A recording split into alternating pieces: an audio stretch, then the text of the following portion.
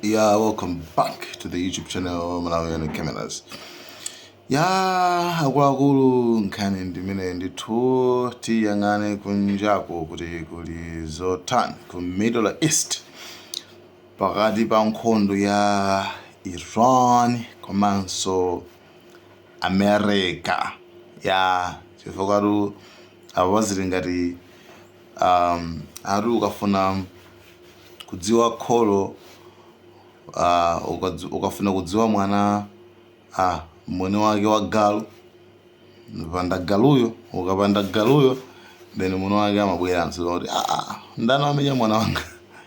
Yeah, nde actually nkhondo ija imene timayiona kuti ili pakati pa Iran ndi Israel anu wake ndithu anabwera. Ya anu wake ndithu anabwera ndithu Americans anabwera. Ya ndi chimene chitika usiku njonena kuti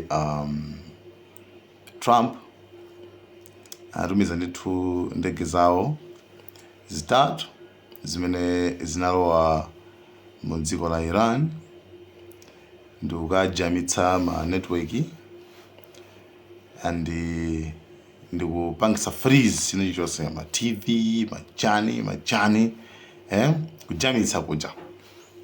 After kujamitsa kuja then kenako ndege zina ndikuyamba kuphulitsa ma nuclear sites aja, including kuphatikiza imene ili osonkhana ndi Russia ija komanso anthuso aku Russia sali kuti komweko panali ndithu pansi kwambiri chifukwa amati akapanga cheki yasinke America amati 9 meters something like that.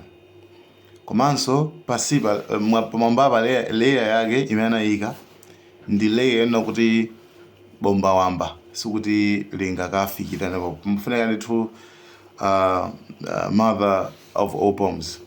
Pafunika nthu zimabomba zina zake zoti Israel ilibe and amene ali nawo mabomba amene ndi USA basi sizinakathekaso kuti wina wake abwere adzaphulitse malo ngati amene wawa. Nde USA usiku umenewo ndi imene inapita ndithu ndikukagwira ntchito imeneyi ndikuphulitsa malo basi iwo ndithu ndikumabwerera. Sitinamve pakadali pano sitinamve response ya Putin kuti ndiyotani chifukwa ndiye kuti tidikirabe kuti Putin ayankhula zotani. Koma kombali okhuzana ndi Iran statement yawo nde anena makiliye kuti inuyo pa nthawi imene mwapanga zimene zizi musona ngati kuti ifeyo tisiya kupanga nuclear. Ifeyo ndithu tidakali ndithu tipanga ndithu tiwapanga kuchokerawo chayambira chimene chocho. Komanso zimene mwapanga abazi sikuti muganize ngati kuti basi zithalapo mposo yayi. Inuyo ku Middle East kuno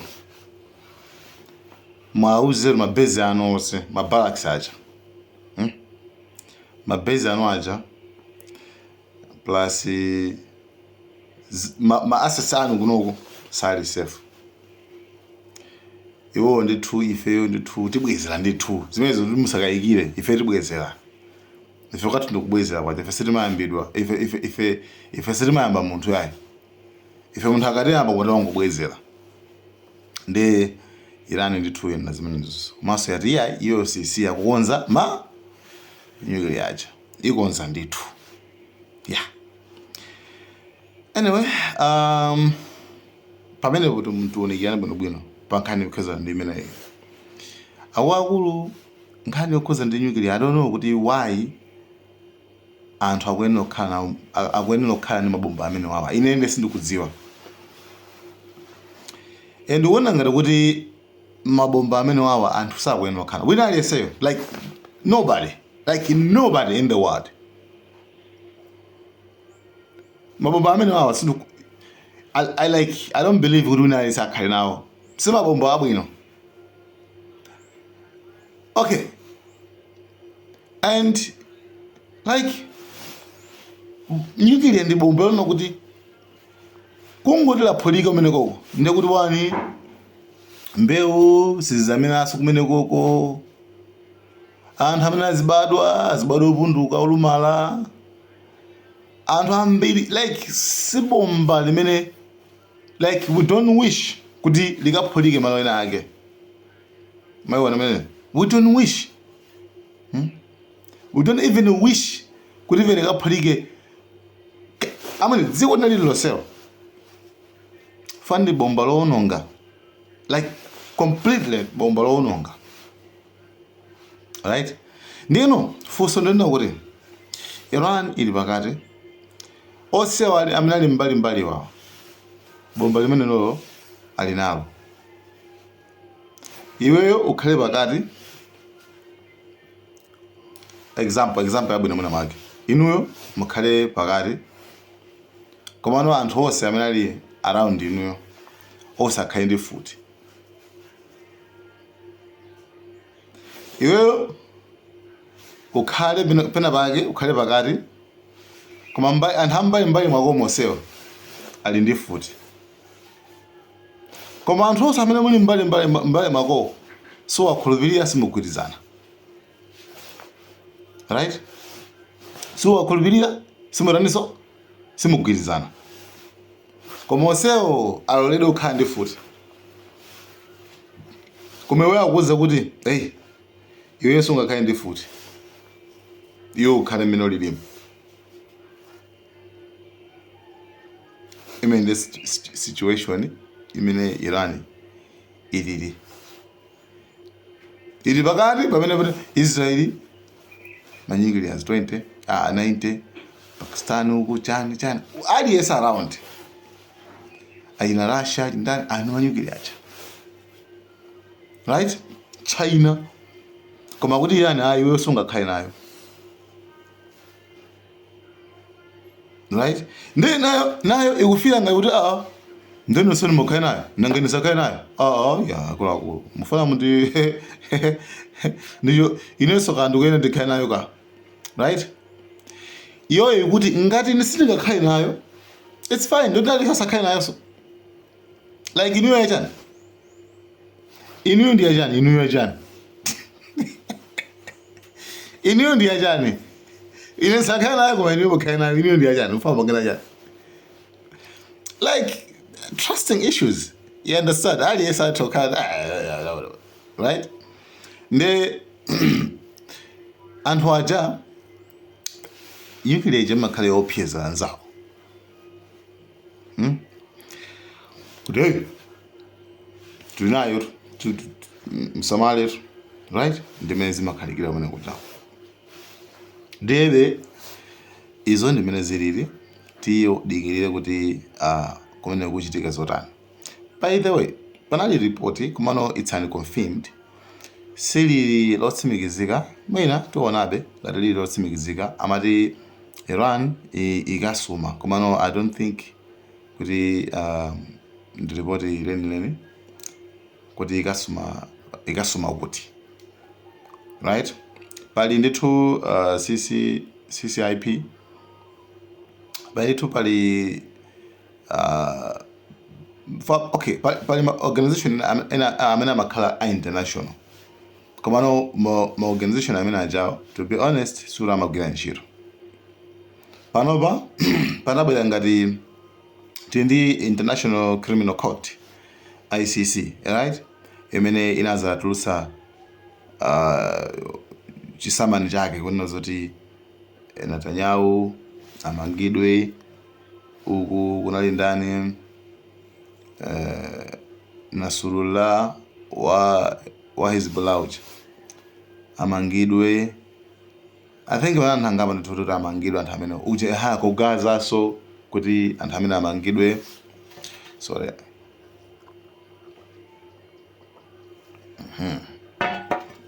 yeah sorry yeah ndeno mzapeza zoti Netanyahu anakana kumangidwa. America inayikaso inati ife tili mbali ya Netanyahu simungamange. Pamene ili ndi International Criminal Court. Kusenza kuona kuti malamulo amangogwira ntchito mbali imodzi. Anaona zonse zimene zimachitika ku Gaza, ku Palestine, anaziona bwinobwino. Komano kuti atange decision yoletsa zimene ziyazo sizikuthekabe.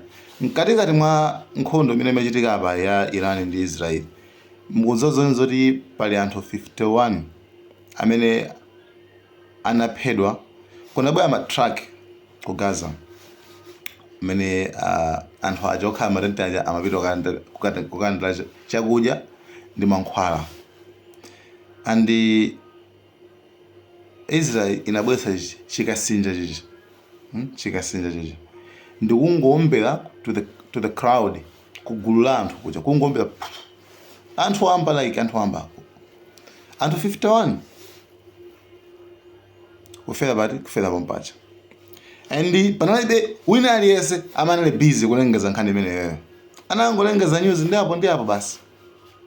51 kungophedwa nchiti basi ngati zinyama. Komano palibe amene anabwera nkusapanga kuidzudzula kuti guys Israel machipa kuti amapanga zimene utani apanga zimene akufuna. Anthu ngati amene wanda amene akuloledwa kukhala ndi nuclear. You understand? Anthu amene akuloledwa kukhala ndi nuclear. Ndiyebe anyway muli mosemo mundimene it is what it is. Ndiye kuti tikupatsirani nsoni kuti kutsogolo kuno kuchitike zotani. Komano nkhani ili pano ndimene ndithu andi Trump anayankhulanso speech yawo ngati sachosa video iyi ndikuti at least muyionera, koma ndiyipanga upload kumapeto kwake mmene anayankhulira mmene zinachitikira. Trump also alembanso pa Twitter pawo kuna kuti ife tatamaliza commission chanchani koma Iran isabwezere ikabwezera ndikuti iyoyo ifeyo timalizaye bla bla zambiri mbiri zopseza zicha. Ndiyebe Iran bebaja imati ife sitimapyezera. Ine siwopyezeka yaye. Ndi Iran imene ndiye nabe kuti ife tibwezera and manyukira sitisiya tikhalabe tikumanga. Guys, thank you so much. On a video ya Trump way. Carried out massive precision strikes on the 3 key nuclear facilities in the Iranian regime, Fordow, Natanz, and Esfahan. Everybody heard those names for years as they built this horribly destructive enterprise. Our objective was the destruction of Iran's nuclear enrichment capacity and a stop to the nuclear threat posed by the world's #1 state sponsor of terror. Tonight, I can report to the world that the strikes were a spectacular military success. Iran's key nuclear enrichment facilities have been completely and totally obliterated. Iran, the bully of the Middle East, must now make peace. If they do not, future attacks will be far greater and a lot easier. For 40 years, Iran has been saying death to America, death to Israel. They have been killing our people, blowing off their arms, blowing off their legs with roadside bombs. That was their specialty. We lost over 1,000 people, and hundreds of thousands throughout the Middle East and around the world have died as a direct result of their hate. In particular, so many were killed by their general, Qasem Soleimani. I decided a long time ago that I would not let this happen. It will not continue. I want to thank and congratulate Prime Minister Bibi Netanyahu. We worked as a team like perhaps no team has ever worked before. And we've gone a long way to erasing this horrible threat to Israel.